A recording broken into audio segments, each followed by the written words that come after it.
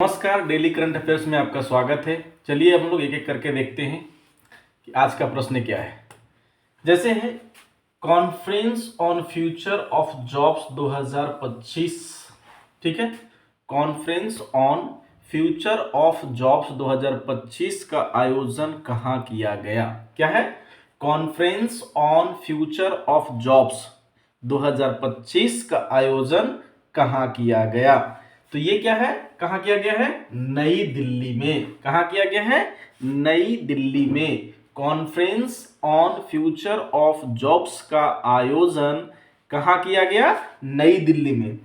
इसका विषय क्या था? विषय का मतलब समझ रहे होंगे। विषय या इसको कहते हैं थीम। क्या था? थीम। तो विषय या थीम क्या है? फ्यूचर ऑन जो conference on future of jobs का विषय या थीम क्या है? भविष्य के कार्यबल को स्वरूप देना। क्या है? जो भविष्य है, भविष्य के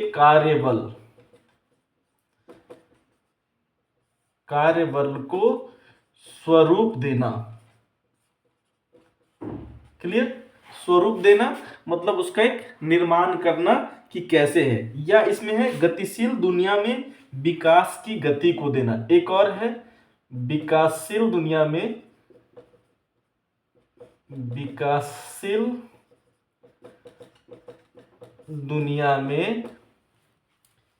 विकास की गति को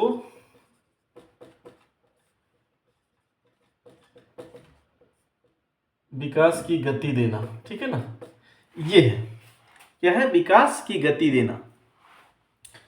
तो समझ गए कि conference on future of jobs 2025 का आयोजन कहाँ किया गया? नई दिल्ली में। और इसका थीम थी कि भविष्य के कार्यबल को स्वरूप देना और विकासशील दुनिया में विकास की गति प्रदान करना, यानी गति देना। जब विकासशील दुनिया है, क्योंकि अभी पूरे देश विकसित कर रही है, विकासशील अवस्था में है, तो उसमें कैसे विकास करेगी उसको और भी तेजी से यानी गति प्रदान करने की थीम था और विषय था किसका? Conference on future of jobs 2025 का। नेक्स्ट क्वेश्चन है कि रक्षा मंत्रालय ने वर्ष 2025 को घोषित किया है, यानी क्या घोषित किया है वर्ष 2025 को? रक्षा मंत्रालय यानी भारत के जो रक्षा मंत्रालय है उसने वर्ष 2025 को क्या घोषित किया है? सुधारों का वर्ष घोषित किया गया है। क्या किया है? सुधारों का वर्ष। किसमें क्या क्या सुधार किए जानते हैं? जिसका उद्देश्य है, इसका क्या है उद्देश्य? जो है इसका उद्देश्य है कि तीनों सेना के तीनों अंगों के बीच तालमेल बढ़ाने के लिए एकीकृत सैन्य कमान शुरू करना। ठीक है ना? ये तीनों सेना को, किसको? तीनों सेना जो है, सेना को एकीकृत करना।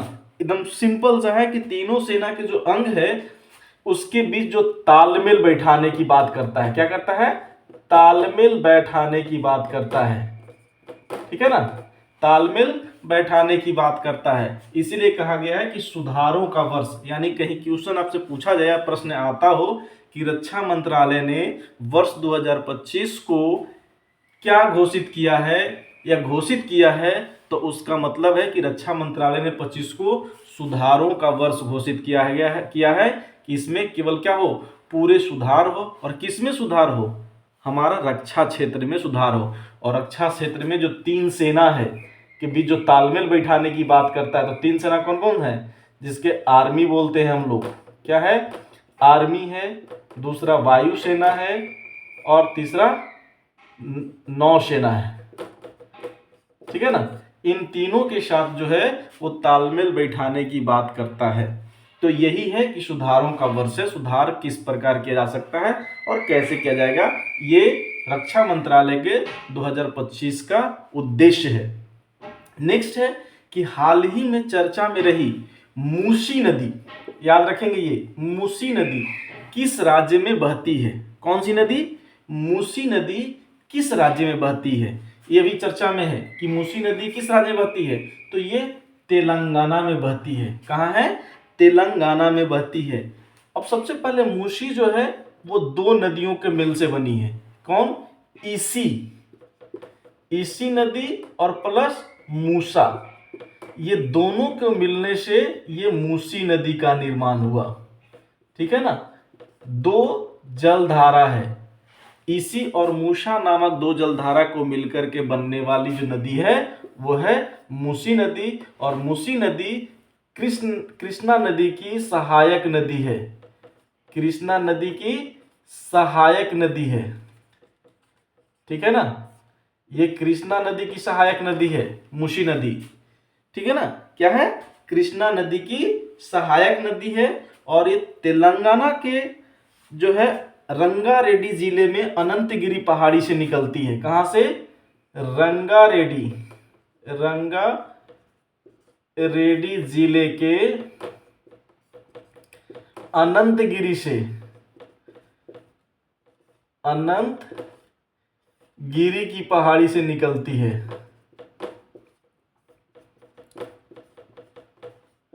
ठीक है ना, कहां से निकलती है, रंगारेड्डी यानी तेलंगाना के रंगारेड्डी जिले के अनंतगिरी पहाड़ी से मूसी नदी का उद्गम है, यानी निकलती है। और ये कृष्णा नदी की सहायक नदी है और इसी और मूसा से मिल करके इसका निर्माण हुआ, इसलिए इसका नाम मूसी नदी है और यह तेलंगाना राज्य में बहती है। क्लियर। अगर इससे पूछा जाए कि मूसी नदी का निर्माण किन दो जलधाराओं से हुआ हो, तो इसी और मूसा से। यह किसकी सहायक नदी है, तो कृष्णा की सहायक नदी है। और ये कहां से निकलती है, तो अनंतगिरी पहाड़ी से निकलती है। कहां से निकलती है, अनंतगिरी की पहाड़ी से निकलती है। क्लियर। नेक्स्ट है आपका सत्यजीत लाइफ अचीवमेंट अवार्ड।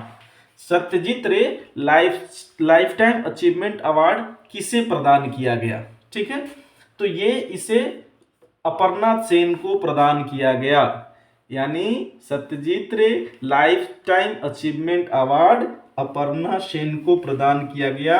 और यह जो दिया जाता है वो पश्चिम बंगाल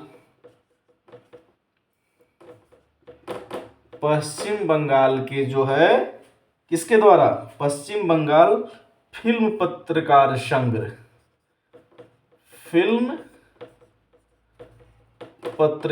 संघ द्वारा प्रदान किया जाता है।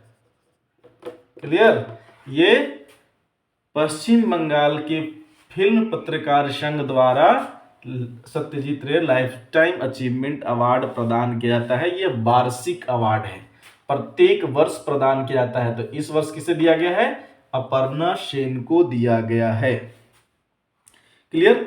नेक्स्ट है कि 21वां थर्ड आई एशियन फिल्म महोत्सव 2025, 21वां थर्ड आई एशियन फिल्म महोत्सव 2025 का आयोजन कहां किया गया। ठीक है, क्या है कि 21वां थर्ड आई एशियन फिल्म महोत्सव 2025 का आयोजन कहां किया गया, वो किया गया है मुंबई में। कहां किया गया है, मुंबई में। ठीक है, इसका जो उद्घाटन हुआ, उद्घाटन के समय में एक चाइनीज फिल्म चलाया गया द ब्लैक डॉग। ठीक है ना, इसका उद्घाटन किससे हुआ था, द ब्लैक डॉग से, ब्लैक डॉग। इस आयोजन के उद्घाटन इस फिल्म को चलाकर किया गया था, क्योंकि द ब्लैक डॉग को जो कान फिल्म फेस्टिवल में सर्वश्रेष्ठ फिल्म का पुरस्कार प्रदान किया गया है। इसमें द कान फिल्म जो फेस्टिवल हुई थी उसमें सर्वश्रेष्ठ फिल्म का पुरस्कार इसे प्रदान किया गया था, द ब्लैक डॉग को।